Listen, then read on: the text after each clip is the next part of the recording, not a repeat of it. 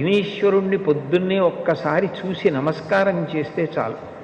అది లోకంలో ఎక్కడా లేని విశేషం. ఒక్కసారి ఆయన ముఖం వంక చూసి నమస్కారం చేసి 16 నామములు ఉన్న శ్లోకం చెప్పి బయటికి వెడితే చాలు విజయం సిద్ధిస్తుంది అని. రెండవది ఆయన యొక్క అపారమైన కరుణ. ఇంకా అంతా ఇంత కరుణ కాదు విఘ్నేశ్వరుడిది. ఆయన క్షమించినంత తొందరగా ఎవ్వరూ క్షమించరు. మీరు చూడండి, అందరికన్నా ఎక్కువగా మరిచిపోయే లక్షణం ఎవరికి ఉంటుంది అంటే పిల్లల యందు ఉంటుంది. మీరు పిల్లలు అనేటప్పటికీ ఒక విషయం జ్ఞాపకానికి తెచ్చుకోవచ్చు.